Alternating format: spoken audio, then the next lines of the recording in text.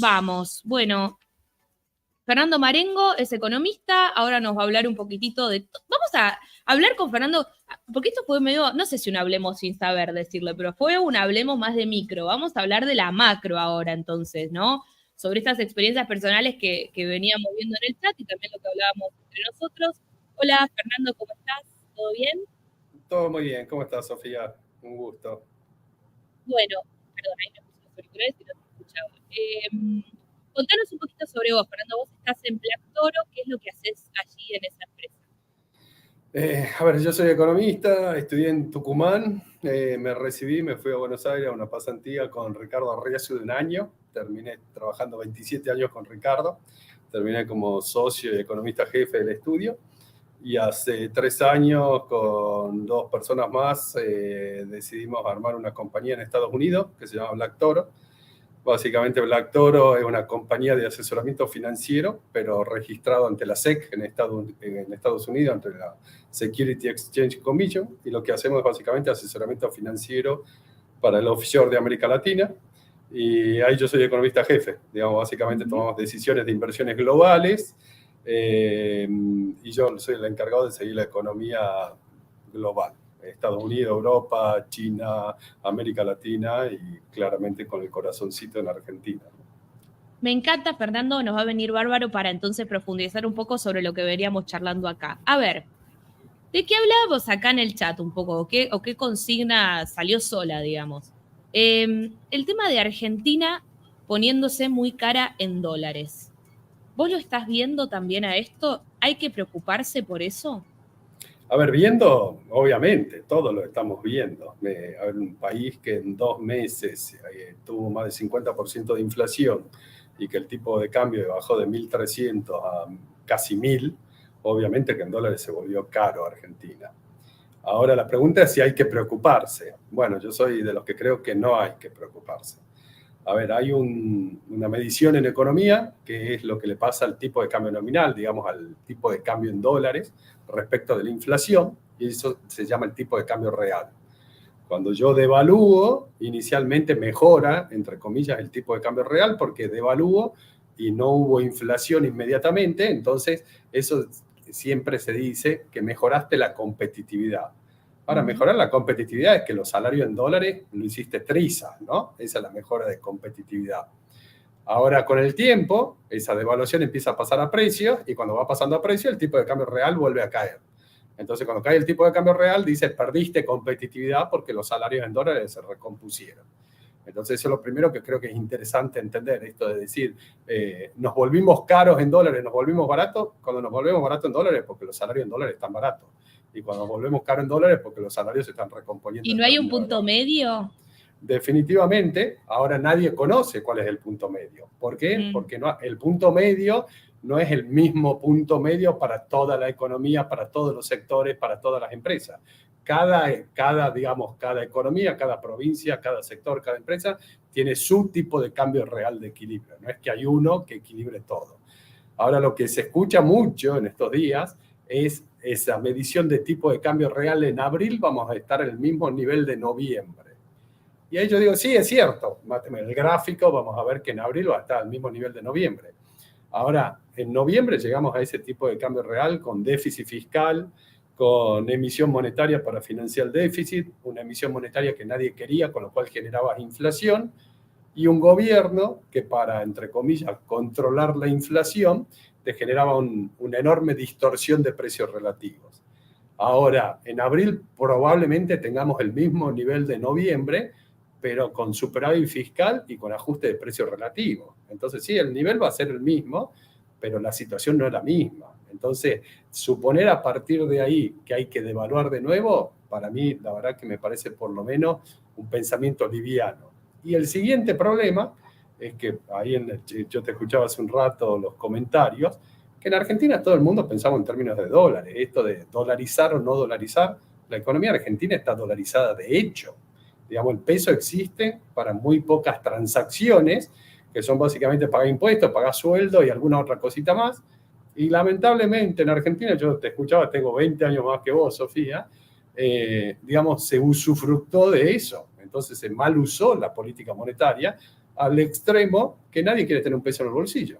Entonces, digamos, ¿eso qué te genera? Que como todos pensamos en términos de dólares, entonces cuando vos devaluás, el exportador obviamente tiene que ajustar su precio, el importador obviamente tiene que ajustar su precio, pero todo lo que se llama el no transable de la economía también quiere ajustar sus precios. ¿Por qué? Porque tiene en la cabeza la idea de un ingreso en términos de dólares. Entonces cuando vos le devaluás, dice, ¿por qué tengo que ganar menos dólares yo? Entonces todos ajustamos nuestros precios. Entonces lo que ocurre en Argentina es cada vez que devalúa pasa precio y cada vez más rápido. Entonces si viene la próxima devaluación de abril y después en septiembre vamos a decir de nuevo, che, hay que devaluar de nuevo, y después en marzo vamos a decir hay que devaluar de nuevo, y es la historia de Argentina. La historia de Argentina es una de devaluaciones, inflación creciente. Bueno, hay que romper ese círculo, ¿no? Vos cuando me decías, yo tengo 20 años más que vos, como yo hablaba de un poco de la ilusión de volver a tener una moneda nacional que funcione fuerte. O sea, ¿por qué no podemos ser Brasil o por qué no podemos ser Perú y por qué tenemos que ser Ecuador? A ver, lo primero es, ¿por qué no somos? No somos porque la diferencia que tiene Brasil o Perú es que vos te subís a un taxi en Brasil y le preguntás al taxista cuánto está el real contra el dólar y no sabe. Y en Argentina todo el mundo sabe cuánto está el dólar. Y eso es que en Argentina, consecuencia de 70 años de inflación, estafas al tenedor de peso, devaluación, corralito, corralón, de todas las 70 plagas de Egipto, no las 7, la gente no quiere tener peso, no piensa en peso y se eliminó la moneda nacional como unidad de cuenta.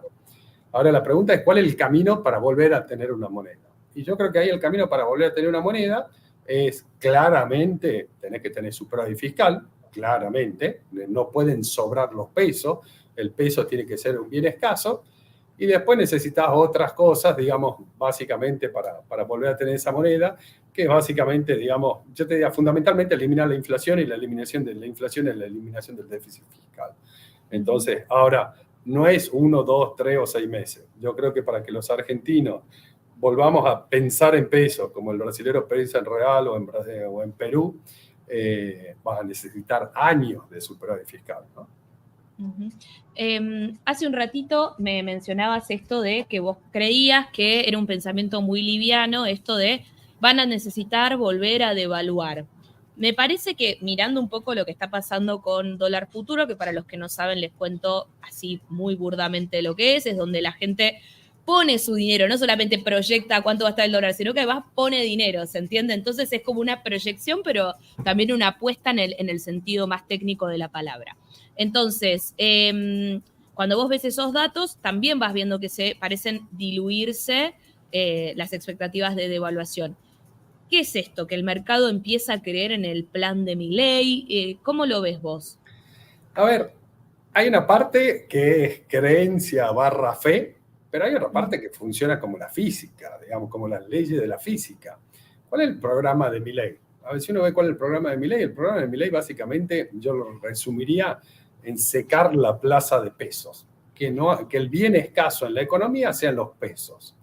¿Y cómo hace eso el gobierno? Primero tiene superávit fiscal. Entonces, ¿qué significa el superávit fiscal? Que cobra mucho más impuestos de lo que gasta en la economía. Entonces, en términos netos, el gobierno está sacando pesos de la economía, está sacando poder de compra. Después, ¿qué más hace el gobierno? Coloca más deuda de la que vence. Entonces, de nuevo, yo coloco deuda, le estoy sacando plata a la gente del bolsillo y más de la que vence. Entonces, no es que estoy refinanciando el vencimiento, sino que estoy sacando poder de compra. Después te fijas, lanzan este bono BOPREAL para pagar la deuda de importaciones del gobierno anterior. ¿Y qué particularidad tiene el BOPREAL? Que para comprar el BOPREAL necesito pesos. Entonces, por un lado, tengo un gobierno que no tiene déficit fiscal, no solamente no tiene déficit fiscal, sino que está sacando peso de la economía, está sacando peso de la economía con la colocación de deuda, el Banco Central no está emitiendo pesos, y por otro lado, tengo gente que quiere comprar bonos y necesita pesos. Y un tema adicional, yo me acuerdo, Milei hablaba de esto de ponerle una bomba al Banco Central. Yo digo, la bomba ya se la puso. ¿Cuál fue la bomba? La devaluación y la inflación. Para que tengamos una idea, la monetización de la economía, o sea, todos los pesos que hay dando vuelta en la economía, el poder de compra cayó a la mitad post devaluación e inflación. ¿Y eso qué genera? eso genera que todos necesitemos tener un poco más de peso en el bolsillo para tratar de mantener el ritmo de gasto que veníamos teniendo. Entonces, ¿cuál es el secreto del programa? No hay oferta de peso y hay mucha demanda de peso. Entonces, listo. Como hay no hay oferta y hay demanda, lo que faltan son los pesos. Entonces, ¿cómo se logran esos pesos? Gente que le vende dólares al Banco Central, y es récord histórico la compra de reserva del Banco Central, o gente que va y vende dólares al contado con liqui, al MEP o al Blue, y ¿qué es lo que pasa? Te empieza a caer la brecha cambiaria y te empiezan a caer esas cotizaciones. Entonces yo te escuchaba, Sofía, y comparto con vos que el modelo, a ver, el esquema planteado yo creo que es el correcto y se lo está implementando de manera correcta.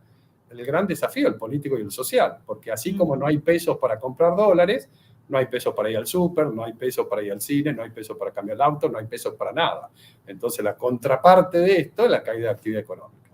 Eso te iba a preguntar, y también había alguna pregunta acá en el chat que tenía que ver con esto de la recesión, ¿no? ¿Hasta qué punto llegás con la B corta? A ver si lo encuentro. Como que planteaba que... Bueno, no lo voy a encontrar, pero básicamente planteaba, la recesión va a ser más brutal todavía, porque es verdad, Milei dice, marzo, abril va a ser el peor momento de esta B corta. Obviamente, esto no es un gobierno, o sea, es un gobierno como el que no sabemos, como el que no conocemos, digamos. Acá el kirchnerismo, digamos, no va a haber, ¿cómo se llama? Repro, ATP, no existe nada de eso acá, no es lo mismo que el gobierno anterior. Entonces, digo, planteaban en el chat, ¿no? ¿Hasta qué punto se va a recuperar el salario si vos estás frente a una recesión tan brutal que probablemente haga que se fundan algunas empresas o que cierren algunos comercios y ese empleo no va a recuperarse a las 2 semanas? ¿No? A ver, definitivamente el costo de la estabilización es la recesión económica. Y a ver, y no es algo inesperado, sino era algo absolutamente esperable que iba a ocurrir. ¿Por qué? Porque la economía venía con un ritmo de gasto que era insostenible, que se lo financiaba emitiendo pesos, que nadie quería quedárselo en el bolsillo a la noche porque a la mañana ya había perdido gran parte de su valor, y eso que te generaba una aceleración inflacionaria fenomenal. Entonces, si vos querías parar la inflación, tenías que parar esa rueda y el costo iba a ser la caída de actividad económica. Primer cosa. Segunda, entonces, la disyuntiva acá es, bueno, si querés bajar la inflación, el costo de actividad económica es inevitable. Ahora mucha gente dice, no, bueno, pero por ahí podemos aflojar un poco. Bueno, si aflojamos un poco, aflojamos con la inflación, y yo creo que ahí el tema político empieza a cuajar mucho. Lo segundo importante, me parece que es que dado que es un gobierno políticamente débil, en el sentido que no tiene intendentes, no tiene gobernadores, no tiene diputados, no tiene senadores, se sustenta, o creo que parte de su sustento viene por el apoyo de una parte de la población. Y yo creo que a esa parte de la población lo único que le puede ofrecer el gobierno es esperanza. ¿Esperanza en qué? En que va a bajar rápido la inflación y que va a empezar a haber alguna recuperación de actividad económica. Yo escuchaba que vos decías en tus proyecciones más optimistas esperar una inflación de 1 dígito. A ver, mis proyecciones, yo tengo inflación de 1 dígito. Si se mantiene con este programa, en abril, mayo ya hay inflación de 1 dígito. Y creo que ahí es clave para que esa población que al gobierno lo apoya, mantenga el apoyo. Porque supongamos el ejercicio, como plantea mucha gente, en abril hay que devaluar de nuevo. Supongamos que el gobierno devalúa en abril 20%. ¿Qué pasó con la inflación en mayo? Fue por lo menos 20%. ¿Y qué pasó con el apoyo al programa de gobierno? Se perdió. Entonces, de nuevo, más allá de que yo creo que la situación es distinta al final del gobierno anterior, del tipo de cambio real, creo que si el gobierno empieza a acelerar el ritmo de depreciación o pega un salto cambiario, la inflación se le va a acelerar o va a pegar un salto a la inflación y va a perder parte de ese apoyo. Respecto de actividad económica, sí. A ver, ahí el gobierno, y cualquier gobierno iba a tener la suerte de que vamos a estar comparando un año de cosecha promedio contra una mega sequía el año pasado. Entonces, en el segundo trimestre, actividad económica va a empezar a mostrar alguna recuperación. pero muy asimétrica. Un agro creciendo 60% interanual y el resto de la economía en recesión. Pero las estadísticas te van a empezar a mostrar una recuperación en el segundo trimestre. Respecto de qué te puede generar crecimiento, acá hay 3 factores que te pueden generar crecimiento. Uno que planteas vos, la recuperación del salario real. Yo te diría, la recuperación del salario real va a ser muy tenue hacia fin de año, siempre si se mantiene este programa. Lo segundo que te puede ayudar a tener recuperación de actividad económica es, supongamos que en el segundo semestre la tasa de inflación es más o menos 3% por mes, que esa es una proyección de un escenario donde el programa se sigue implementando como hasta ahora. Es una inflación anualizada de 40%. ¿Qué le pasa a las tasas de interés? Caen fuertemente las tasas de interés. Y cuando te cae la tasa de interés, te cae el costo de una cuota de un crédito. Entonces, ¿qué empieza a ocurrir? Empieza a ocurrir que gente que hoy no tiene acceso al crédito porque la relación cuota-ingreso no le cierra, dado que la tasa de interés es astronómica, cuando te baja la tasa de interés hay gente que va a poder pedir crédito. Es lo que Pero pasaba... eso lo ves, Fernando, perdón, esa economía más de que pasa del consumo al ahorro, en la micro, ¿no? Yo siempre lo llevo todo a términos de bolsillo. Esa economía que pasa más del consumo al ahorro, ¿la ves en el corto mediano? O sea, pero pensá lo siguiente, Sofía. De golpe vos tenés un sistema financiero que ¿qué hace hoy el sistema financiero? Toma depósitos y se los presta al gobierno o al Banco Central.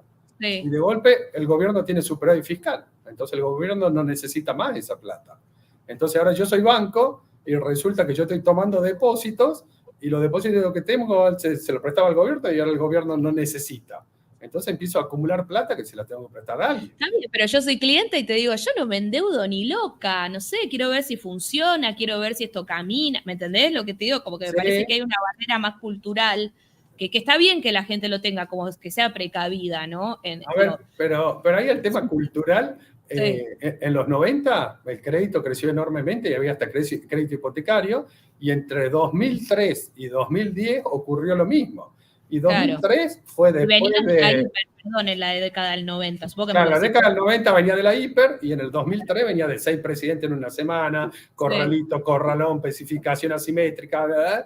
Y la gente se endeudaba. Entonces hay un momento donde la gente empieza a ver, de nuevo, si te baja la inflación, te va a bajar fuerte la tasa de interés, y cuando te baje fuerte la tasa de interés, vos vas a tener la posibilidad de endeudarte en pesos a tasa fija para cambiar la heladera, que hoy no lo podés hacer. Hoy querés comprar una heladera, tenés que juntar todos los pesos y ya pagarlo una sola vez. Bueno, y así la economía empieza a funcionar, ¿no? Sí.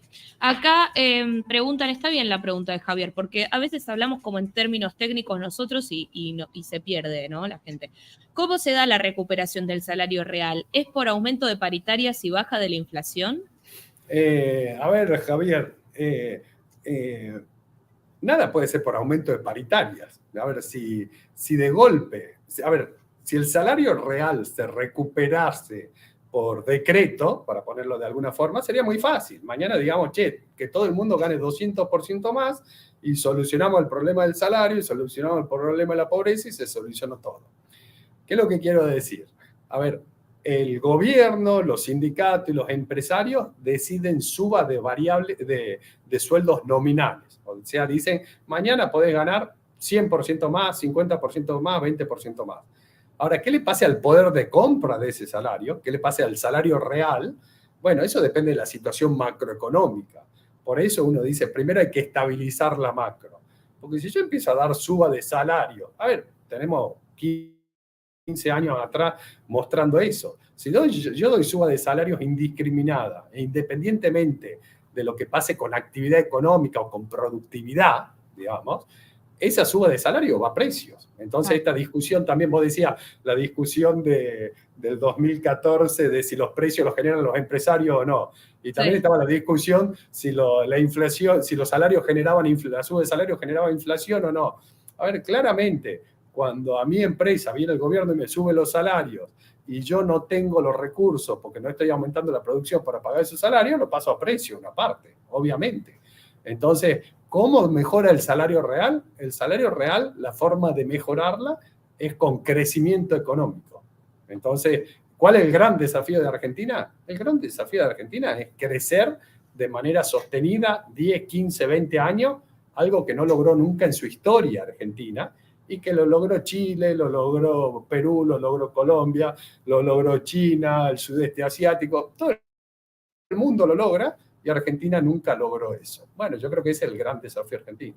Claro, es como la pancarta esa que decía, no me acuerdo el nombre, sos un fracasado, todos progresan menos vos.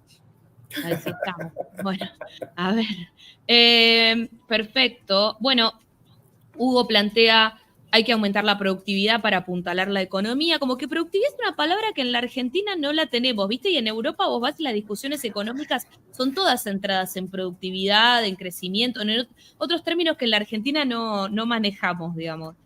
Y ahí hay un tema, es cierto, y yo productividad la asocio mucho con otra palabra que se llama la competitividad, que son casi sinónimos. Y ahí hay algo que es clave. Si yo hago algún deporte y quiero ser competitivo, ¿qué tengo que hacer? Competir, como la palabra lo dice, ¿no? Y Argentina tiene un modelo económico que yo creo que es uno de los grandes problemas argentinos, donde decidimos no competir con el mundo. ¿Qué hace Argentina? Argentina decidió producir heladera, auto, petróleo, alimentos, gas, celulares. Decidimos cerrar el país al resto del mundo, no competir y autoabastecernos. Ahora, ¿qué te genera eso? Eso te genera grandes problemas. El primer gran problema es que si yo soy productor de cualquier producto, como no voy a producir para exportar, sino para el mercado interno, me conviene estar cerca de los grandes centros de consumo. Entonces, ¿qué me genera? Que todo el interior se desindustrializa y aparecen los grandes conurbanos. ¿Por qué? Y porque las plantas se van cerca del gran centro de consumo y la gente para buscar trabajo se va cerca del gran centro de consumo. Entonces, primer problema. ¿Cuál es el segundo problema? Que si yo soy empresario y no compito, y ya empiezo, digamos, como dice la frase, empiezo a cazar en el zoológico.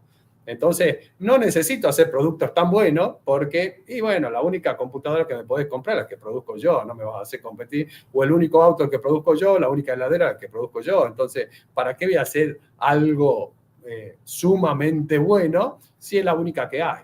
Y el segundo problema que tenés es el de los precios. Y acá en Argentina hay un tema que se logró instaurar erróneamente, que nos cerramos la economía para protegernos del resto del mundo que nos quiere invadir. Y eso es una locura. A ver, en realidad cuando vos cerrás la economía, lo que estás haciendo es que un sector de la economía se beneficie contra otro que se perjudica. Y creo que hay ejemplos muy claros en Argentina. Cuando yo voy a comprar un producto X y digo, che, ¿por qué en Argentina sale el triple que en Estados Unidos el producto ese? Bueno, porque hay un empresario que se está quedando con una ganancia extraordinaria y ese costo lo está pagando el consumidor argentino. Claro. Entonces, justamente, creo que en esto de la productividad hay una palabra clave que es la competitividad, y creo que el gobierno en eso viene más lento, pero que en algún momento va a haber que empezar a abrir la economía. Eso empieza a generar, yo creo, que escalofrío en mucha gente, porque dicen los 90 pasó que... A ver, en los 90 fue el periodo que más crecieron las exportaciones argentinas en volúmenes. Nunca Argentina creció tanto las exportaciones como en los 90.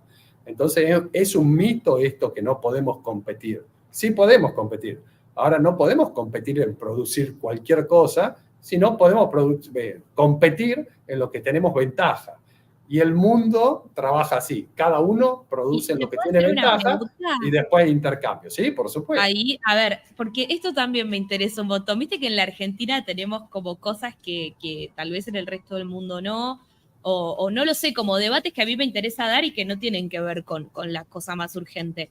Vos ahí para decir qué sectores son los que van a competir o qué sectores son en los que tenemos la ventaja, ¿lo harías a dedo? O sea, es decir, ¿haces política industrial o dejás que compitan los sectores y que gane el mejor? No, ni loco. A ver, es imposible que alguien, que un burócrata pueda decir qué sector es el que tiene que producir. Acabo de que estamos acostumbrados a eso. Bueno, así no va, ¿no? Estamos hablando del fracaso argentino al final del día. Entonces, digamos, esto de que haya un burócrata que diga, este es el sector elegido, entonces el crédito va ahí para ahí, tenemos que desarrollar. No, a ver, yo creo que el mundo, la economía es darwiniana. darwiniana en el sentido que aparecen proyectos y fracasa, y aparece otro y fracasa, y al final hay uno que es el superador y que es la evolución de la especie de alguna forma, el que termina siendo vencedor. Ahora, obviamente, cuando uno escucha esto, uno dice, bueno, pará, ¿no tenés alma? Sí, uno tiene alma y tiene que decir, el proceso de apertura tiene que ser gradual, hay que capacitar, hay que formar, hay que ver, pero todo pensando en que tenemos que empezar a competir, digamos, no podemos seguir con esta idea de quedarnos encerrados, porque el resultado, y yo creo que eso es lo importante, es entender que Argentina hace 100 años tenía un ingreso por habitante que era 2,5 veces el promedio del mundo. Y hoy estamos por debajo del promedio mundial. Entonces, en los últimos 100 años, si no hicimos todo, hicimos muchas cosas mal. Entonces, está claro que revertir ese proceso no es sencillo, es costoso, hay ganadores y hay perdedores, pero no tenemos otra alternativa. Cuando a mí me dicen, ¿cómo se soluciona el problema de la pobreza? La única forma de solucionar la pobreza es creciendo.